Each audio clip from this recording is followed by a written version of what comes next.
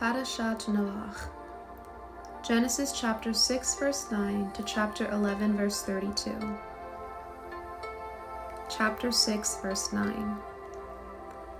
These are the genealogies of Noah. Noah was a righteous man. He was blameless among his generation. Noah continually walked with God. Noah fathered 3 sons, Shem, Ham, and Japheth. Now the earth was ruined before God, and the earth was filled with violence. God saw the earth, and behold, it was ruined because all flesh had corrupted their way upon the earth. Then God said to Noah, "The end of all flesh is coming before me, for the earth is filled with violence because of them. Behold, I am about to bring ruin upon them along with the land. Make for yourself an ark of gopher wood. You shall make the ark with compartments and smear pitch on it, both inside and out. Now this is how you shall make it. The length of the ark 300 cubits, its breadth 50 cubits, and its height 30 cubits. You shall make a roof for the ark, and you shall finish it to within a cubit from the top. You shall put the door of the ark in its side. You shall make it with lower, second, and third stories. Now I am about to bring the flood, water upon the land, to destroy all flesh, in which is the spirit of life from under the sky. Everything that is on the land will perish, but I will establish my covenant with you. So you shall come into the ark, you, your sons, your wife, and your sons' wives with you. Also of every living thing of all flesh you shall bring 2 of everything, male and female, into the ark to keep alive with you. Of the flying creatures according to their kind, of the livestock according to their kind, of all the crawling creatures of the ground according to their kind, 2 of everything will come to you to keep them alive. As for you, take for yourself every kind of edible food and gather it to yourself. It will be food for you and for them." So Noah did according to all that God commanded him. He did so exactly. Chapter 7. Then Adonai said to Noah, "Come, you and all your household, into the ark, for you only do I perceive as righteous before me in this generation. Of every clean animal you shall take with you 7 of each kind, male and female, and of the animals which themselves are not clean, 2, male and female. Also of the flying creatures of the sky, 7 of every kind, male and female, to keep offspring alive on the face of the whole land. For in 7 more days I am going to make it rain upon the land 40 days and 40 nights, and I will wipe out all existence that I made from the face of the ground." So Noah did all, just as Adonai commanded him. Now Noah was 600 years old when the flood came, water upon the land. So Noah, his sons, his wife, and his sons' wives entered the ark because of the flood waters. Of the clean animals and unclean animals, the flying creatures and everything that crawls on the ground, 2 by 2 they came to Noah, into the ark, male and female, just as God commanded Noah. After the 7 days the flood waters were upon the land. In the 600th year of Noah's life, in the 2nd month, on the 17th day of the month, on this day, all the water sources of the great deep burst open, and the windows of the sky were opened. And there was rain upon the land 40 days and 40 nights. On that same day, Noah, along with Noah's sons Shem, Ham, and Japheth, Noah's wife, and the 3 wives of Noah's sons with them, entered the ark, they and every animal according to its kind, and all the livestock according to its kind, and every crawling creature that crawls on the land according to its kind, and every flying creature according to its kind, every bird, every winged creature. So to Noah and into the ark they went by 2s, all flesh in which was the spirit of life.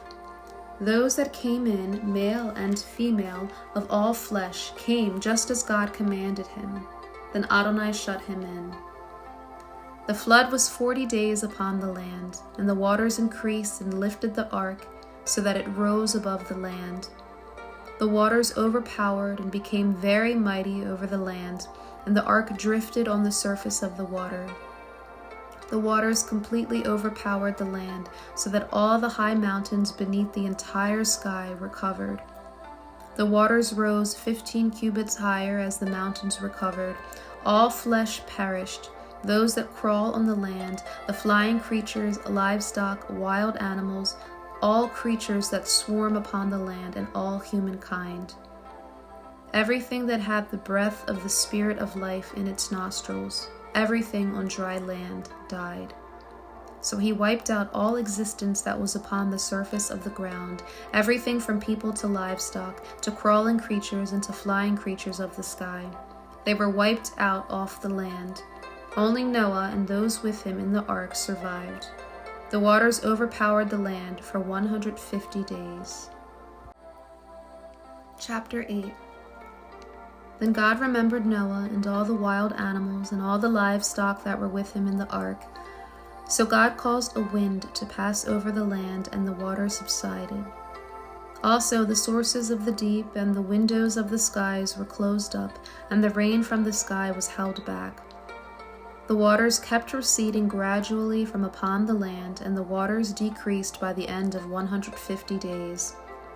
The ark came to rest in the 7th month, on the 17th day of the month, upon the mountains of Ararat. The waters went on decreasing until the 10th month. In the 10th month, on the 1st day of the month, the tops of the mountains appeared. It was at the end of 40 days that Noah opened the window of the ark that he had made. Then he sent out a raven, and it kept going back and forth until the waters were drying up from the land. Then he sent out a dove to see whether the waters had receded from the surface of the ground. But the dove did not find a resting place for the sole of her foot. She returned to him in the ark, because water covered the surface of the whole land. He stretched out his hand, and he took her, and brought her to him into the ark. So he waited yet another 7 days, and again he sent the dove out from the ark. The dove came to him at evening, and surprisingly, a freshly plucked olive leaf was in its mouth. So Noah knew that the waters had receded from the land. After he waited 7 more days, he sent out the dove, but she did not return to him again. It was in his 601st year, in the 1st month, on the 1st day of the month, that the waters had dried up from the land. Then Noah removed the cover of the ark, and he looked, and behold, the surface of the ground had dried up. By the 2nd month, on the 27th day of the month, the land was dry. Then God spoke to Noah, saying, "Come out of the ark, you and your wife, your sons and your sons' wives with you. Every animal that is with you of all flesh, including the flying creatures, livestock, and every crawling creature that crawls on the land, bring out with you, and let them swarm in the land, and be fruitful and multiply upon the land." So Noah came out with his sons, his wife, and his sons' wives. Every animal, every crawling creature, every flying creature, everything that crawls upon the land, came out from the ark in their families. Then Noah built an altar to Adonai, and he took of every clean domestic animal, and of every clean flying creature, and he offered burnt offerings on the altar. When Adonai smelled the soothing aroma, Adonai said in his heart, "I will never again curse the ground on account of man, even though the inclination of the heart of humankind is evil from youth. Nor will I ever again smite all living creatures as I have done. While all the days of the land remain, seed time and harvest, cold and heat, summer and winter, day and night will not cease." Chapter 9. God blessed Noah and his sons, and he said to them, "Be fruitful and multiply and fill the land. The fear and terror of you will be on every wild animal, and on every flying creature of the sky, with everything that crawls on the ground, and with all the fish of the sea. Into your hand they are given. Every crawling thing that is alive will be food for you, as are the green plants. I have now given you everything. Only flesh with its life, that is, its blood, you must not eat. Surely your lifeblood will I avenge. From every animal and from every person will I avenge it. From every person's brother will I avenge that person's life. The one who sheds human blood, by a human will his blood be shed. For in God's image he made humanity. But as for you, be fruitful and multiply, flourish in the land and multiply in it. Then God said to Noah and to his sons with him, saying, Now behold, I am about to establish my covenant with you, and with your seed after you, and with every living creature that is with you, including the flying creatures, the livestock, and every wild animal with you, of all that is coming out of the ark, every animal of the earth. I will confirm my covenant with you. Never again will all flesh be cut off by the waters of the flood, and never again will there be a flood to ruin the land. Then God said, This is the sign of the covenant that I am making between me and you, and every living creature that is with you for all future generations. My rainbow do I place in the cloud, and it will be a sign of the covenant between me and the land. Whenever I bring clouds over the land and the rainbow appears in the clouds, I will remember my covenant that is between me and you and every living creature of all flesh. Never again will the waters become a flood to destroy all flesh. When the rainbow is in the cloud, I will look at it to remember the perpetual covenant between God and every living creature of all flesh that is on the land. Then God said to Noah, This is the sign of the covenant that I have confirmed between me and all flesh that is on the land. Noah's sons who came out from the ark were Shem, Ham, and Japheth, and Ham was the father of Canaan. These three were Noah's sons, and from these the whole earth dispersed. Then Noah, a man of the soil, was first to plant a vineyard. He drank some of the wine, got drunk, and was uncovered in his tent. Then Ham, Canaan's father, saw his father's private parts and told his two brothers outside. So Shem and Japheth took the cloak and laid it over both their shoulders and walked backwards, and with it covered their father's private parts. But their faces were turned away, so they did not see their father's private parts. When Noah woke up from his wine, he learned what his youngest son had done to him. So he said, Cursed is Canaan, the lowest slave will he be to his brothers. He also said, Blessed be Adonai, God of Shem, and let Canaan be his servant. May God enlarge Japheth, may he dwell in the tents of Shem, and may Canaan be his slave. Now Noah lived 350 years after the flood, so all Noah's days were 950 years. Then he died. Chapter 10. And these are the genealogical records of Noah's sons, Shem, Ham, and Japheth. Sons were born to them after the flood. Japheth's sons were Gomer, Magog, Madai, Javan, Tubal, Meshech, and Tiras. Gomer's sons were Ashkenaz, Riphath, and Togarmah. Javan's sons were Elisha and Tarshish, Kittites and Dodanites. From these the coastlands of the nations spread out in their lands, each one according to his language, according to their families, into their nations. Ham's sons were Cush, Mitzrayim, Put, and Canaan. Cush's sons were Seba, Havilah, Sabta, Raema, and Sabteka, and Raema's sons were Sheba and Dedan. Now Cush fathered Nimrod. He started to become mighty in the land. He was a mighty hunter before Adonai. This is why it is said, like Nimrod, a mighty hunter before Adonai. The beginning of his kingdom included Babel, Erech, Akkad, Calneh, and the land of Shinar. From that land he went out to Assyria and built Nineveh, Rehovot, Ir, Kala, and Resen. Between Nineveh and Kala, it is the great city. Mitzrayim fathered the Ludites, the Anamites, the Lehabites, and the Naphtuhites, the Pathrusites, the Calhusites, from whom came the Philistines, and the Caphtorites. Canaan fathered Sidon, his firstborn, Heth, the Jebusite, the Amorite, the Girgashite, the Hivite, the Archite, the Sinite, the Arvadite, the Zemarite, and the Hamathite, and afterwards the Canaanite families were scattered. Now the Canaanite border was from Zidon, as you go toward Gerar, as far as Gaza, as you go toward Sodom and Gomorrah, Admah and Zeboim, as far as Lasha. These are Ham's sons according to their families, according to their languages, in their lands, in their nations. Sons were also born to Shem, who was Japheth's older brother and the father of all the sons of Eber. Shem's sons were Elam, Ashur, Arpachshad, Lud, and Aram. Aram's sons were Ut, Hul, Gether, and Mash.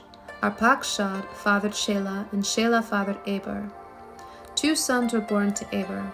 The name of the first was Peleg, because in his days the land was divided, and his brother's name was Joktan.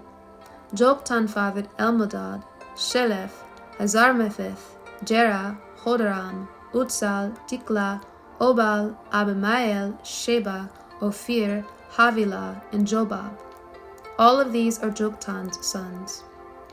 Their dwelling place was from Nesha till you come toward Sephar, the eastern hill country. These are Shem's sons according to their families, according to their languages, in their lands, according to their nations. These are the families of the sons of Noah, according to their genealogies and their nations, and from these the nations were dispersed on the earth after the flood. Chapter 11. Now the entire earth had the same language with the same vocabulary. When they traveled eastward, they found a valley plain in the land of Shinar and settled there. They said to one another, "Come, let's make bricks and bake them until they're hard." So they used bricks for stone and tar for mortar. Then they said, "Come, let's build ourselves a city with a tower whose top reaches into heaven. So let's make a name for ourselves, or else we will be scattered over the face of the whole land." Then Adonai came down to see the city and the tower that the sons of man had built. Adonai said, "Look, the people are one, and all of them have the same language. So this is what they have begun to do. Now, nothing they plan to do will be impossible. Come, let us go down and confuse their language there, so that they will not understand each other's language." So Adonai scattered them from there over the face of the entire land, and they stopped building the city. This is why it is named Babel, because Adonai confused the languages of the entire world there, and from there Adonai scattered them over the face of the entire world. These are the genealogical records of Shem. Shem was 100 years old when he fathered Arpachshad, 2 years after the flood. Shem lived 500 years after he fathered Arpachshad, and he fathered sons and daughters. Arpachshad lived 35 years when he fathered Shelah. Arpachshad lived 403 years after he fathered Shelah, and fathered sons and daughters. Shelah lived 30 years, and he fathered Eber. Shelah lived 403 years after he fathered Eber, and fathered sons and daughters. Eber lived 34 years, and he fathered Peleg. Eber lived 430 years after he fathered Peleg, and he fathered sons and daughters. Peleg lived 30 years, and he fathered Reu. Peleg lived 209 years after he fathered Reu, and he fathered sons and daughters. Reu lived 32 years, and he fathered Serug. Reu lived 207 years after he fathered Serug, and he fathered sons and daughters. Serug lived 30 years and fathered Nahor. Serug lived 200 years after he fathered Nahor, and he fathered sons and daughters. Nahor lived 29 years, and he fathered Terah. Nahor lived 119 years after he fathered Terah, and he fathered sons and daughters. Terah lived 70 years when he fathered Abram, Nahor, and Haran. These are Terah's genealogies. Terah fathered Abram, Nahor, and Haran. Haran fathered Lot. Haran died before Terah his father in the land of his birth in Ur of the Chaldeans. Abram and Nahor took wives for themselves. The name of Abram's wife was Sarai, and the name of Nahor's wife was Milcah, the daughter of Haran, father of Milcah and Iscah. Sarai was barren. She did not have a child. Terah took Abram his son and Lot, Haran's son, his grandson, and Sarai his daughter-in-law, his son Abram's wife, and he took them out of Ur of the Chaldeans to go to the land of Canaan. But when they came to Haran, they settled there. Terah's days were 205 years, and Terah died in Haran. Isaiah chapter 54, verse 1 to 55, verse 5. Sing, barren one who has not given birth. Burst into singing and shout, you who have not travailed. For more are the children of the desolate than the children of the married one, says Adonai. Enlarge the place of your tent. Stretch out your tabernacle curtains. Do not hold back. Lengthen your cords. Strengthen your stakes. For you will spread out to the right hand and to the left. Your offspring will possess the nations and will resettle the desolate cities. Fear not, for you will not be ashamed, nor cringe, for you will not be disgraced. For you will forget the shame of your youth, and you will remember the reproach of your widowhood no more. For your Maker is your husband, Adonai Tzevaot is his name, the Holy One of Israel is your Redeemer. He will be called God of all the earth. For Adonai has called you back like a wife deserted and grieved in spirit, like a wife of one's youth that is rejected, says your God. For a brief moment I deserted you, but I will regather you with great compassion. In a surge of anger I hid my face from you a moment, but with everlasting kindness I will have compassion on you, says Adonai your Redeemer. For this is like the waters of Noah to me. For as I swore that the waters of Noah should no more cover the earth, so I have sworn that I will not be angry with you, nor will I rebuke you. Though the mountains depart and the hills be shaken, my love will not depart from you, nor will my covenant of peace be shaken, says Adonai who has compassion on you. Afflicted one, storm-tossed, unconsoled, behold, I set your stones in antimony. Lay your foundations with sapphires, make your pinnacles of rubies, your gates of crystal, and all your walls of precious stones. All your children will be taught by Adonai. Your children will have great shalom. In righteousness you will be established. You will be far from oppression, for you will not fear, and from terror, for it will not come near you. Behold, anyone fiercely attacking is not from me. Whoever stirs up strife with you will fall because of you. Behold, I created the smith who blows the fire of coals and produces a weapon for its work. And I created the destroyer to ruin. No weapon formed against you will prosper, and you will condemn every tongue that rises against you in judgment. This is the heritage of Adonai's servants. Their vindication is from me. It is a declaration of Adonai. Ho, everyone who thirsts, come to the water, and you who have no money, come, buy and eat. Come, buy wine and milk, without money and without cost. Why do you spend money for what is not bread? Your wages for what does not satisfy? Listen diligently to me, and eat what is good, and delight yourself in abundance. Incline your ear and come to me. Listen, so that your soul may live. I will make an everlasting covenant with you, the trustworthy loyalty to David. Behold, I made him a witness to the peoples, a leader and commander for the peoples. Behold, you will summon a nation you do not know, and a nation that did not know you will run to you, because of Adonai your God, and the Holy One of Israel, for he has glorified you. Matthew chapter 24, verses 36 to 46. But of that day and hour no one knows, not even the angels of heaven nor the Son, except the Father alone. For just as the days of Noah were, so will be the coming of the Son of Man. For in those days before the flood they were eating and drinking, marrying and giving in marriage, until the day Noah entered the ark. And they did not understand until the flood came and swept them all away. So shall it be at the coming of the Son of Man. Then 2 men will be in the field, one taken and one left. 2 women will be grinding at the mill, one taken and one left. Therefore stay alert, for you do not know what day your Lord is coming.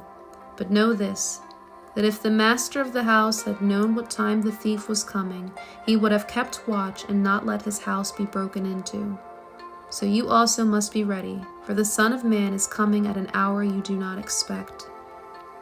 Who then is the faithful and wise servant, whom the master put in charge of his household, to give them food at the proper time? Blessed is that servant whose master finds him so doing when he comes.